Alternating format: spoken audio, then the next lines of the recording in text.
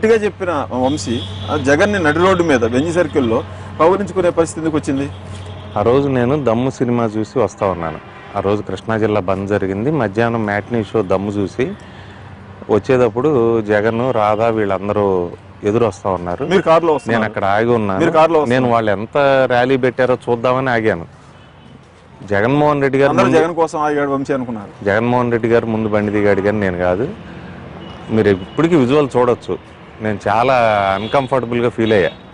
నా మనసులో ఒక మైండ్ బ్లాక్ ఒక మెంటల్ బ్లాక్ ఉండింది. 2014 ఎలక్షన్లకి గన్నవరం సీటు మీరు అడుగుతా ఉన్నారు. గన్నవరం సీటు బలవర్ధన్ రావుకా, వంశీకా, లేకపోతే మరొకళ్ళకా అనే చర్చ జరుగుతున్న నేపథ్యంలో నాకు సీటు ఇవ్వకపోతే నేను జగన్ పక్కన వెళ్ళిపోతాను మీరు కాదంటే అని చెప్పడం కోసం, చంద్రబాబును బ్లాక్ మెయిల్ చేయడం కోసమే ఆ రోజు జగన్ కోసం మీరు అక్కడ వెయిట్ చేసి జగన్ రాగానే ఎదురుపడ్డారు అని.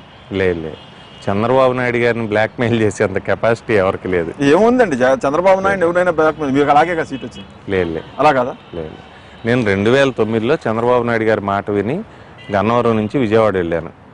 2014కు ముందే నాకు చంద్రబాబు నాయుడు గారు మాట ఇచ్చారు, ఈసారి గన్నవరంలో పోటీ చేయాలి, గన్నవరం ప్రిపేర్ అవ్వు, గన్నవరంతో టచ్లో ఉండని. నాకు అసలు ఎటువంటి డిఫరెన్స్ ఆఫ్ ఇది లేదు.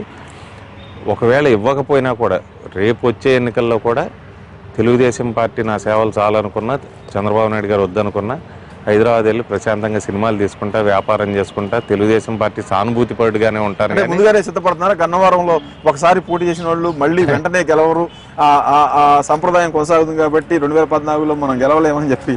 లేదు, అట్లా ఖచ్చితంగా